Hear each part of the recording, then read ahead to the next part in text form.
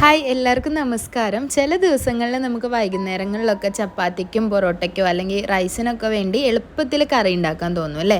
അപ്പോൾ കുറച്ച് ഇറച്ചിയൊക്കെ വീട്ടിലുണ്ടെങ്കിൽ നമുക്ക് തയ്യാറാക്കാൻ പറ്റുന്നതാണ്. കുക്കറിലാണ് തയ്യാറാക്കുന്നത്. കുക്കർ ആദ്യം എടുത്ത് വയ്ക്കുക. അതിലേക്ക് ഒരു 2 ടേബിൾ സ്പൂൺ വെളിച്ചെണ്ണ ഒഴിച്ചു കൊടുക്കാം. വെളിച്ചെണ്ണ ഒന്ന് ചൂടായി വരുമ്പോൾ തീ ഒന്ന് കുറച്ച് വെക്കണം. ചെറിയ തീയിൽ വെച്ചിട്ട് 1/2 ടീസ്പൂൺ മഞ്ഞൾപ്പൊടി, 2 ടീസ്പൂൺ മുളക് പൊടി, 2 ടീസ്പൂൺ മല്ലിപ്പൊടി, 1 ടീസ്പൂൺ ഗരം മസാലപ്പൊടി ഇത്രയും ചേർത്ത് കൊടുക്കുക. ഈ പൊടികളെല്ലാം ചെറിയ തീയിൽ വെച്ച് തന്നെ ആ ഒരു വെളിച്ചെണ്ണയിലിട്ട് നന്നായി ഒന്ന് വഴറ്റിയെടുക്കുക.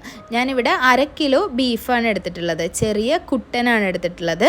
അപ്പോൾ ഈ ഒരു വഴറ്റിയെടുത്ത പൊടി വേറൊരു പാത്രത്തിലേക്ക് മാറ്റി വയ്ക്കുക. ഇനി അതേ കുക്കറിലേക്ക് തന്നെ ഒരു 2 ടേബിൾ സ്പൂൺ കൂടി വെളിച്ചെണ്ണ ഒഴിച്ചു കൊടുക്കാം.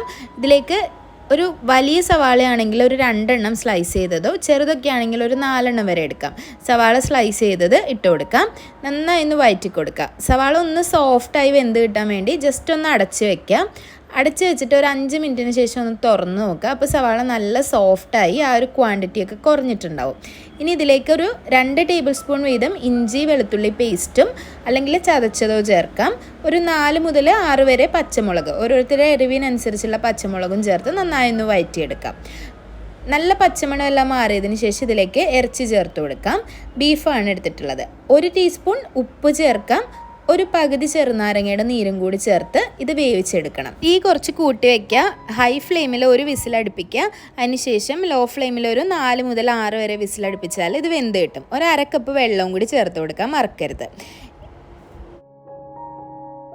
ആദ്യത്തെ ഒരു 2 വിസിൽ ഹൈ ഫ്ലെയിമിലും പിന്നീട് ഒരു 4 വിസിലും കൂടി അടിച്ച് മുഴുവൻ പ്രഷറും പോയതിന് ശേഷം തുറന്ന് നോക്കുമ്പോൾ ബീഫ് നന്നായി വെന്തിട്ടുണ്ട്. ഇനി നേരത്തെ എടുത്ത് വെച്ചിട്ടുള്ള മസാല ഇതിലേക്ക് ചേർത്ത് കൊടുക്കാം. ചേർത്ത് നന്നായി ഒന്ന് മിക്സ് ചെയ്യുക. ഇനി ഇതിലേക്ക് ഒരു തക്കാളി ചെറുതായി മുറിച്ചത് ഇട്ട് കൊടുക്കാം. കുറച്ചധികം കറിവേപ്പില ഇട്ട് കൊടുക്കുക. തക്കാളിയും കറിവേപ്പില ഇട്ട് കൊടുക്കാൻ മറക്കരുത്. നല്ലൊരു ടേസ്റ്റും ഫ്ലേവറും ഈ ഒരു കറിക്ക് കൊടുക്കുന്നത് ഈ ലാസ്റ്റ് ഇങ്ങനെ ഇട്ട് കൊടുക്കുമ്പോഴാണ്. തക്കാളി ഒരുപാട് വെന്ത് പോവുകയില്ല. ആ ഒരു കറിവേപ്പിലയുടെ ആ ഒരു ഫ്ലേവറൊക്കെ കൂടി വരുമ്പോൾ നല്ല ടേസ്റ്റിയാണ്. കുറച്ചുകൂടി ചാറ് വേണമെങ്കിൽ ഒരു 1/2 കപ്പ് വെള്ളവും കൂടി ചേർക്കാം. വെള്ളം കൂടി ചേർത്ത് നന്നായി ഒന്ന് തിളപ്പിച്ചെടുത്താൽ മതി. ഇത്രയേ ഉള്ളൂ. നല്ല ടേസ്റ്റിയാണ്. ഒരു വട്ടം നിങ്ങൾ ട്രൈ ചെയ്ത് നോക്കിയാൽ പിന്നെ നിങ്ങൾ ഉറപ്പായിട്ടും ട്രൈ ചെയ്യും. ഈ ഒരു സിമ്പിൾ റെസിപ്പി എല്ലാവരും ട്രൈ ചെയ്ത് നോക്കുക. ട്രൈ ചെയ്ത് നോക്കിയിട്ട് അഭിപ്രായങ്ങളൊക്കെ കമൻസിൽ അറിയിക്കുക.